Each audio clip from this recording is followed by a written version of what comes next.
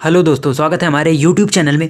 और आज की क्लास में हम लोग पढ़ेंगे सेंटेंस इंप्रूवमेंट से रिलेटेड जो क्वेश्चंस पूछे गए एसएससी सीजीएल 2021 एग्जाम में, उनको हम यहाँ पर सॉल्व करने वाले हैं। और इसकी पीडीएफ ऑलरेडी हमने टेलीग्राम चैनल पर डाल दी है, तो वहाँ से आप उन क्वेश्चंस को प्रैक्टिस कर सकते हैं और फिर यहाँ से आप उन्हें मैच कर सकते हैं। तो पिछली क्लास में हमने ईयर के क्वेश्चन किए थे, 2 पार्ट में हमने जो ईयर के क्वेश्चन थे वो कंप्लीट किए थे। 40 क्वेश्चन थे जो कि पूछे गए थे 2021 के रिसेंटली एग्जाम में, और अप्रैल में आपका एग्जाम होना है एसएससी सीजीएल का। तो काफ़ी इंपॉर्टेंट ये क्वेश्चन रहने वाले हैं। तो जैसा कि आपको पता है, 2 क्वेश्चन आपके ईरर से और 2 क्वेश्चन सेंटेंस इंप्रूवमेंट के हर एक शिफ्ट में पूछे जाते हैं, यानी हर एक एग्जाम में पूछे जाते हैं। आपको क्वेश्चन देखने को मिलेंगे सेंटेंस इंप्रूवमेंट से रिलेटेड, वो प्री का एग्जाम हो या आपका मेंस का एग्जाम हो।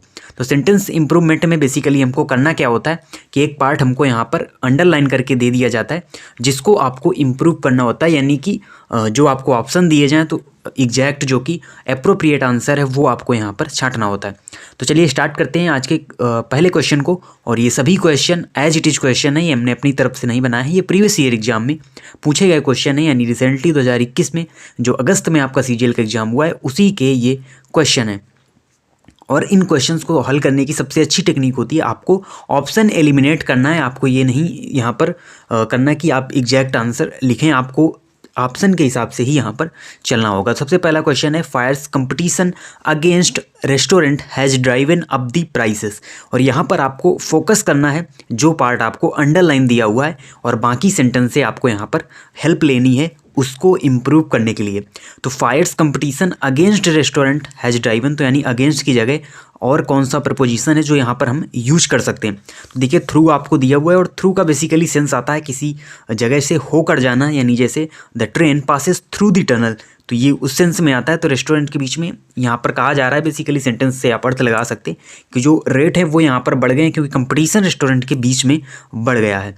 तो देखिए, एलोंग भी साथ साथ जाना होता है, यानी रेस्टोरेंट के साथ में कंपटीशन का कोई यहाँ पर लेना देना नहीं, और अगेंस्ट होगा नहीं, क्योंकि अगेंस्ट का मीन्स होता है किसी के विरुद्ध। तो रेस्टोरेंट के विरुद्ध जो कंपटीशन है उसने यहाँ पर दाम नहीं बढ़ाए, बल्कि जो कंपटीशन रेस्टोरेंट के बीच में हुआ है। और आप सभी को पता है बिटवीन और एमंग 2 प्रीपोजिशन हम यहाँ पर पढ़ते हैं। तो बिटवीन का यूज बेसिकली 2 के लिए किया जाता है, और एमंग का यूज 2 से ज़्यादा के लिए, यानी मोर देन 2 के लिए एमंग का यूज करते हैं। और यहाँ पर रेस्टोरेंट्स की बात की गई, यानी कई सारे जो रेस्टोरेंट हैं अलग अलग, उनके बीच में जो कंपटीशन है उसने यहाँ पर जो प्राइस है उनको हाइक कर दिया है। तो यहाँ पर सही आंसर होगा एमंग। बढ़ते हैं अगले क्वेश्चन की ओर।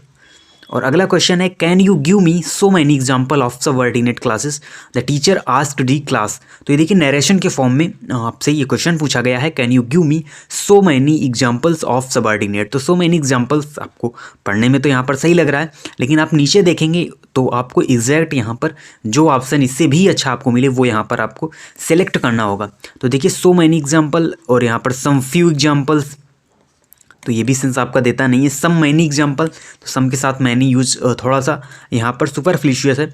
उसके अलावा नो सब्स्टिट्यूशन रिक्वायर्ड अगर हम यहाँ पर करते हैं, लेकिन उससे भी अच्छा यहाँ पर हमको एक ऑप्शन मिलता है, और वो है सम मोर एग्जाम्पल्स। यानी टीचर का यहाँ पर क्लास से बेसिकली यही कहना है कि हमको कुछ और एग्जाम्पल दो, सबऑर्डिनेट क्लास की हमको और एग्जाम्पल चाहिए। तो यानी सम मोर, यानी कुछ और एग्जाम्पल चाहिए, तो यहाँ पर सम मोर एग्जाम्पल्स ज़्यादा सूटेबल होगा।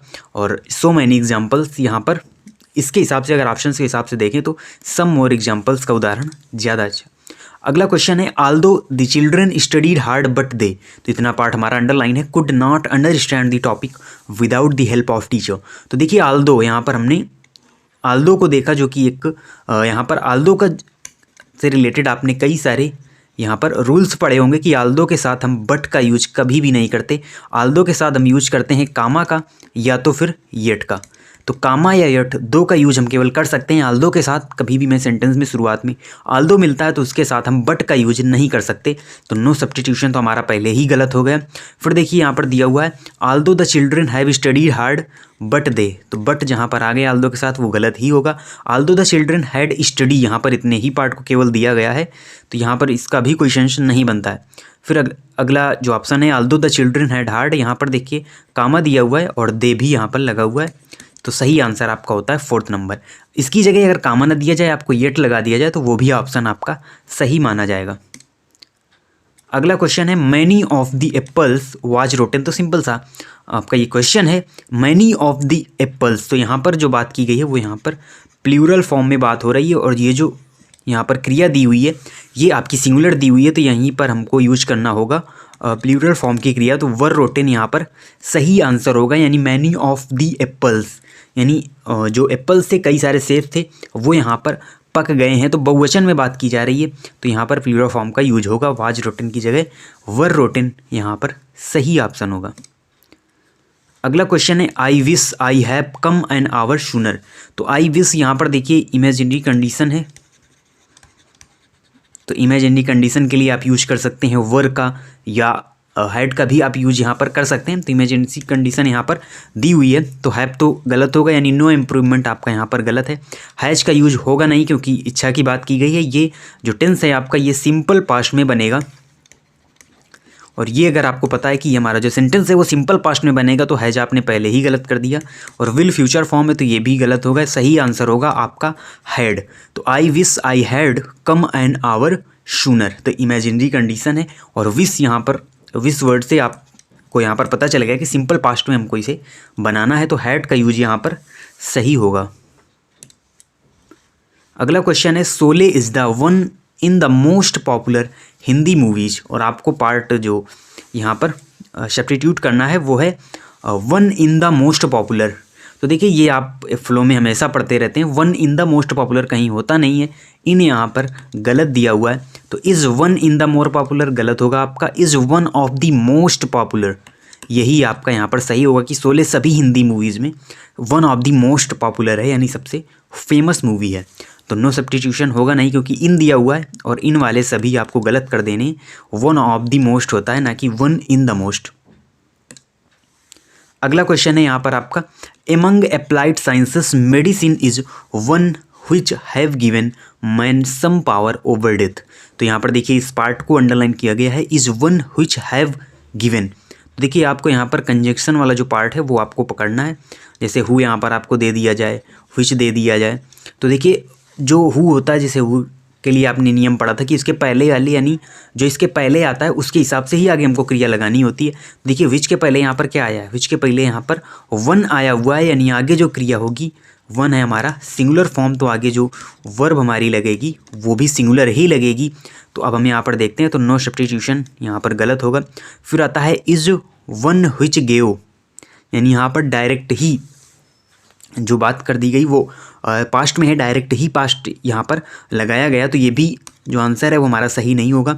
आर वन विच गिवन, तो यहाँ पर देखिए आर का यूज किया गया है, तो ये भी ऑप्शन गलत है। सही आंसर है is one which has given, क्योंकि यहाँ पर सिंगुलर क्रिया चाहिए हमको, तो विच हैज़ का यूज होगा। Which has given man is some over, यानी सम पावर ओवर डेथ, तो सही आंसर होगा आपका is one which has given. तो इस अंडरलाइन वाले पार्ट को हम इस तरीके से बदल देंगे। अगला क्वेश्चन है I asked Rahul that how for was his office from his house. तो देखिए ये जो सेंटेंस है, इतना आपको जो पार्ट दिया हुआ है ये अंडरलाइन दिया हुआ है, और ये बेसिकली नरेशन का ही क्वेश्चन है जिससे आपको सेंटेंस इम्प्रूवमेंट के रूप में पूछा गया है। तो देखिए दो यहाँ पर कंजक्शन हमको एक साथ मिल गए, दैट और हाउ, और कभी भी हम दो कंजक्शन का प्रयोग एक साथ नहीं कर सकते, हमको एक ही यहाँ पर लगाना होगा, चाहे हम कोई भी लगाएं। तो देखिए दैट और हाउ एक साथ नहीं आएंगे, तो ये क्वेश्चन भी यानी ये ऑप्शन भी गलत होता है। नो सब्स्टिट्यूशन भी गलत होगा, यानी कुछ ना कुछ इसमें सब्स्टिट्यूट जरूर होगा। तो फिर यहाँ पर अगली बात आती है फिर देन हाउ, तो देन का यूज होता नहीं है इस सेंस में, और यहाँ पर देखिए दैट का यूज हम नहीं करेंगे, केवल और केवल हम हाउ का यूज करेंगे। आप पढ़ते हैं जो भी WH वर्ड होते हैं हमारे, हाउ है, वाई है, हु है, ये जब आ जाते हैं तो फिर दैट का यूज नहीं होता है।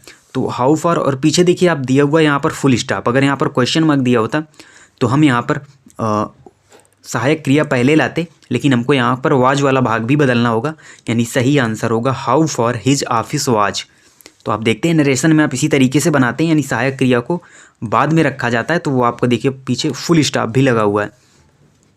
वैसे अगर हम बनाते हैं, अगर सिंपल अगर जो हमारे क्वेश्चन वर्ड वाले जो सेंटेंस हैं वो हमारे बनते हैं, तो हाउ आर यू, इस प्रकार से हम बनाते हैं ना इन सेंटेंसेस को। लेकिन जब भी नरेशन में इनका यूज किया जाता है, पीछे फुल स्टॉप दिया जाता है, यहाँ पर तो क्वेश्चन मार्क होगा, पीछे फुल स्टॉप दिया जाता है, तो how you was, you were, इस प्रकार से हम बनाते हैं और फुल स्टॉप लगाते हैं। तो ये नरेशन का केस होता है और इसी केस में आपका जो क्वेश्चन है वो दिया हुआ है। बढ़ते हैं अगले क्वेश्चन की ओर और अगला क्वेश्चन है here's to the news tonight at 9 PM as there will be an important announcement about the budget. तो आपसे कहा जा रहा है आज रात में 9 PM में जो इम्पोर्टेंट अनाउंसमेंट होने वाला है बजट से रिलेटेड, उससे रिलेटेड न्यूज़ जो है वो आपको सुननी है। तो हियर्स टू, तो पहली बात तो हियर्स के साथ टू का यूज होता नहीं है और हियर्स का मीन्स होता है सिंपली सुनना, नॉर्मली सुनना। लेकिन यहाँ पर क्योंकि इंपॉर्टेंट अनाउंसमेंट है बजट से रिलेटेड तो आपको ध्यान लगाकर सुनना है और ध्यान लगाकर सुनने के सेंस में आता है लिसन टू, और लिसन के साथ टू का यूज भी किया जाता है, फिक्स्ड प्रीपोजिशन होता है। तो लिसन टू यहाँ पर सही आंसर होगा। और listen to the news tonight at 9 PM at there will be an important announcement about the budget. अगला क्वेश्चन है फिर जो हमारा लास्ट क्वेश्चन है, no one are suppose to react to her prejudicious comments. तो देखिए यहाँ पर इस पार्ट को आपको इम्प्रूव करना है। तो यहाँ पर देखिए नो वन आर, यहीं से आपको गलती मिल गई कि no one use as a singular subject, तो नो वन के साथ हम इसका प्रयोग करेंगे ना कि आर का। तो यहाँ पर 4th नंबर आपका सही है, no one is suppose to react यहाँ पर सही आंसर होगा।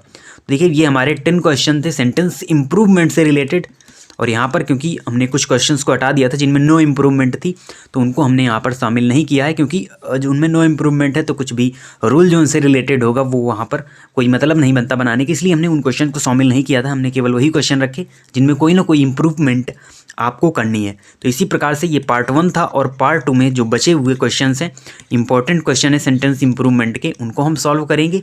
देन फिर हम फिलर्स के क्वेश्चन भी इसमें सॉल्व करने वाले हैं। तो आप इसी तरीके से चैनल से जुड़े रहिए। मिलते हैं आपसे नेक्स्ट वीडियो में, तब तक के लिए धन्यवाद।